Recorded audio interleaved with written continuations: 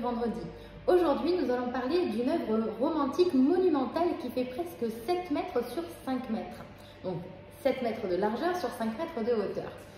Cette œuvre, on la doit à Théodore Géricault, qui est le peintre romantique français par excellence. Il est mort à 34 ans et illustre ainsi la figure de l'artiste maudite qui naît à cette époque-là.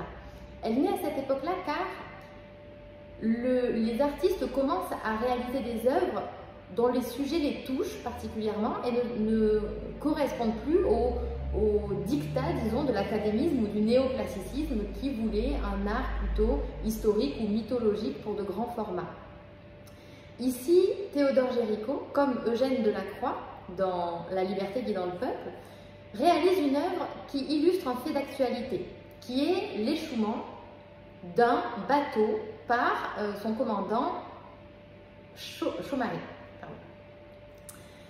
Donc, eh bien, puisque le peintre réalise des œuvres personnelles, il n'a pas de commanditaire et il vit difficilement de son art puisqu'après il doit vendre les œuvres qu'il a réalisées par et pour lui-même à la base.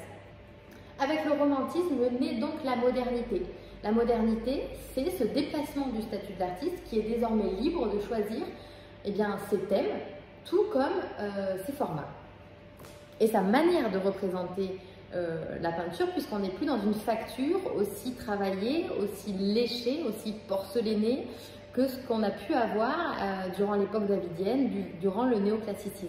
La technique est plus instinctive, parfois plus empâtée, c'est-à-dire qu'il y a plus d'épaisseur de couches de peinture, plus rapidement travaillée afin de donner plus de vie, plus de mouvement à l'œuvre, mais cela fait parfois dire aux contemporains de Delacroix, de Théodore Géricault, que l'œuvre est inachevée puisqu'elle semble moins travaillée que les autres œuvres de l'époque. Quelle est l'histoire de cette œuvre? Quel est le fait d'actualité qui a inspiré Géricault? Plusieurs bateaux partent de la marine royale, partent au Sénégal pour coloniser le pays. On met à la tête de la frégate la Méduse un commandant qui n'a pas navigué depuis 25 ans. Suite à de nombreuses erreurs de calcul et autres, et la volonté d'aller plus vite que les autres bateaux partis en même temps que lui, le bateau s'échoue sur un banc de sable, le banc d'Arguin. 400 personnes sont à bord de ce bateau, des hommes, des femmes, des enfants. On fait monter les personnalités les plus importantes sur les canots de sauvetage, mais seules 200 personnes peuvent ainsi monter sur les canots de sauvetage. Afin de ne pas perdre tout le matériel qui est à bord, on crée un radeau fait de bois de 20 mètres sur 7 sur lequel on va mettre tout le matériel et 150 personnes vont monter sur ce radeau pour essayer de survivre. Je vous évite les anecdotes racontant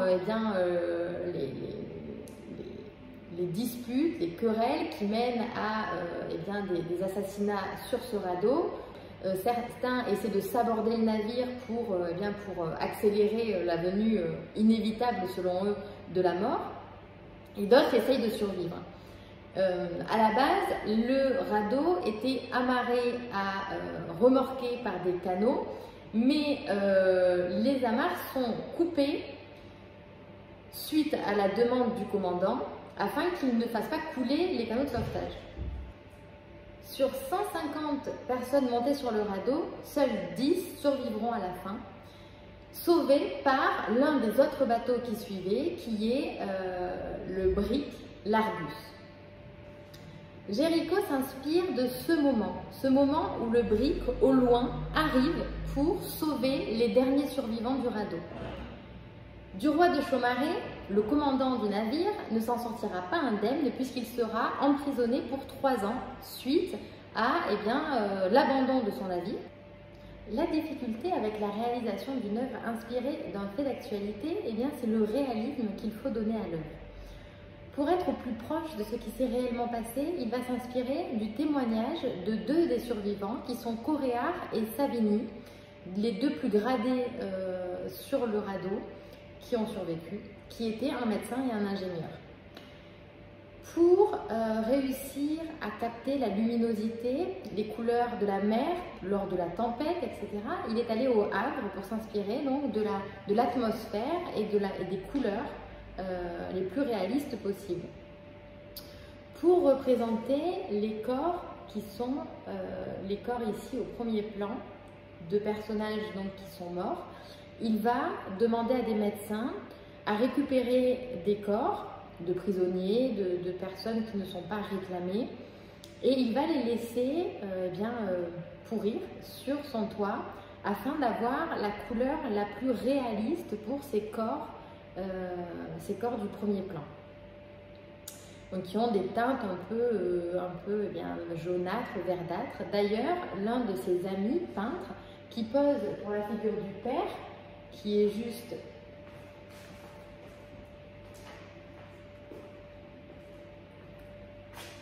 ici, donc son ami peintre avait la jaunisse, donc c'est ainsi qu'il arrive à retranscrire cette teinte un petit peu jaunâtre de la peau. Eugène Delacroix, qui a peint le radeau de la Méduse, a lui aussi posé pour ce tableau. Il est ici le personnage face contre sol, qui est au premier plan. Donc, je vous parlais des lumières, de la couleur de la tempête. On voit ces nuages très sombres avec cette lumière qui s'éclaire au loin, qui donne ce sentiment d'espoir avec ce personnage ici, au premier plan, qui secoue son linge car il voit arriver au loin, on le voit ici, le bateau qui vient les secourir.